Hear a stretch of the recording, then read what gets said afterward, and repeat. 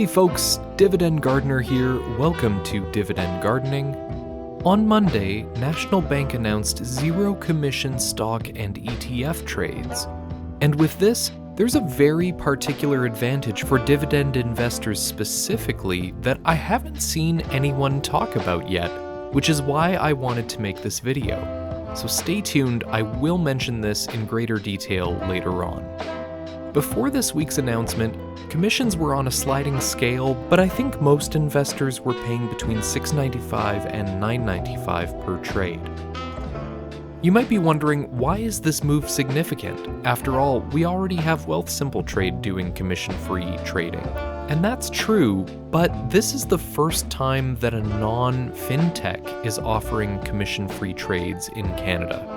We're talking one of the big 6 banks. It's kind of a big deal. It's similar to how in the United States, Robinhood, which was also a fintech, was the first to offer zero commission trading. And that move wound up being the catalyst for major US brokerages to compete and do the same thing. But there's no such thing as a free lunch. So how does National Bank plan to make money from this? Claude Frédéric Robert, president of National Bank Direct Brokerage, said that account fees, margin loans, currency exchanges, and interest can all compensate for that lost commission revenue, and that a marginal amount of revenue comes from routing trades of a small number of US stocks to various market players. Martin Gagnon, executive vice president of wealth management, said on National Bank's earnings call on Wednesday that if they scale up their client base to exceed a certain number, they know what that number of clients is, that it will make up for any lost revenue from commission fees. National Bank says that they've been working on making commission-free trades happen for a while, and being the first major bank to do this, they've got the advantage of time on their side. National Bank foresees that this move will pay off for them in fiscal 2022. So, what are some potential reasons that it could be worth it to switch to NBDB? For one thing, there's the convenience factor. If you already bank there, or if you plan on moving your banking there, having the convenience of a single banking platform and all of your accounts in one spot might be worthwhile for you. Another reason is if you trade US stocks, it could work out to be much cheaper than other Canadian discount brokerages. I'm not exactly sure what the currency conversion rate would be in relation to other brokerages, so you'll need to do your own due diligence on that. You could also try Norbert's Gambit to save some money, but that's a topic for a whole other video. Now here's the advantage that I mentioned at the top of the video. This is the first time Canadians can take advantage of DRIP share discounts without paying commission fees to a broker when you want to purchase more shares. After all, who doesn't like a bargain? A DRIP is a dividend reinvestment plan, or sometimes they use the word program, but it's the same thing. It's a way to reinvest your dividends back into the company that gave you those dividends so that, ideally, you'll have more dividends to reinvest the next time around. Some companies that have DRIPs will sell shares from their own treasury instead of ones that they would buy through the stock market. And when they do this, sometimes they offer a discount on the dividend that you reinvest. That discount can vary. Not all DRIPs offer a discount. 2% is pretty common, but I've seen DRIP discounts as large as 5%. And to be clear, this discount only applies on the dividends that you reinvest, not on any other purchases that you make. I called National Bank Direct Brokerage to ask whether they honor DRIP discounts when companies offer them, and the representative that I spoke with told me that yes, they do. National Bank isn't the only brokerage to honor DRIP discounts, but it is the only brokerage that honors DRIP discounts that also doesn't charge commissions for when you want to buy more shares. Here's why the alternatives don't work nearly as well.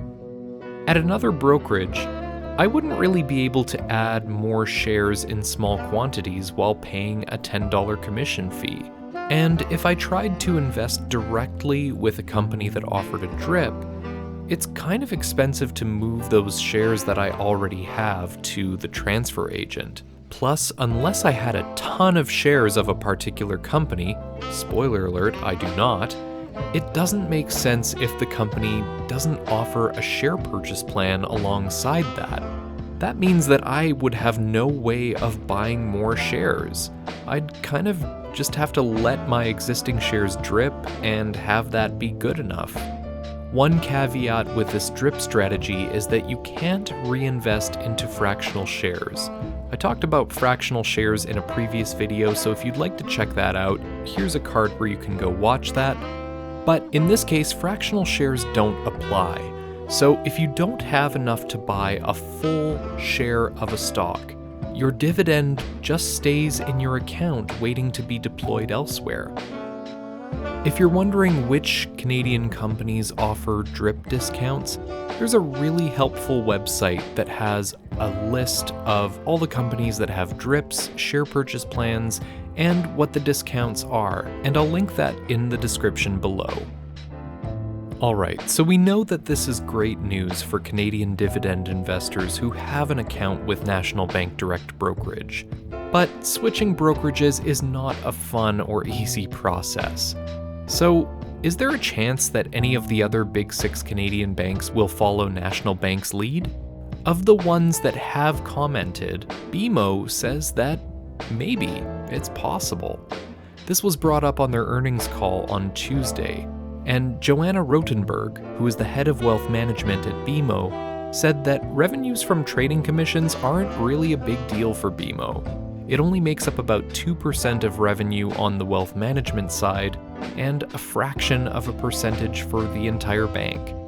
Joanna said, quote, "We are of course always monitoring and changing our offering to make sure we deliver the best experience for our clients and value to them. So maybe there aren't any immediate plans, but it sounds like they're not closing the door entirely on this." RBC, on the other hand, is sticking with the $10 trades.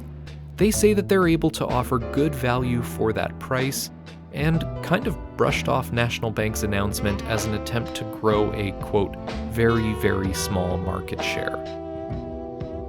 In conclusion, this is really great news from National Bank, and these commission-free trades can help more Canadian dividend investors access DRIP discounts that might have otherwise been out of reach.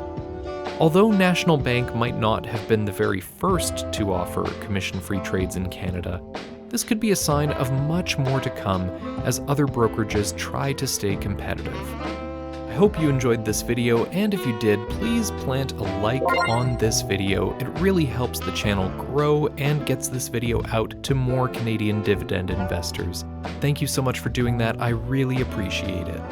Also, not too long ago, I put out a video about when the Canadian banks will increase their dividends. National Bank features pretty prominently in that video, so if you're interested in learning a little bit more about National Bank's dividend, I'll put a card up, or you can find the link in the description below. And I'm happy to share information on YouTube, but keep in mind I'm not a financial advisor. This video is for fun and entertainment purposes only. The information in this video might be outdated or inaccurate, so always do your own due diligence or seek the advice of a licensed financial professional. Thanks again so much for watching, happy dividend gardening, and we'll see you in the next video.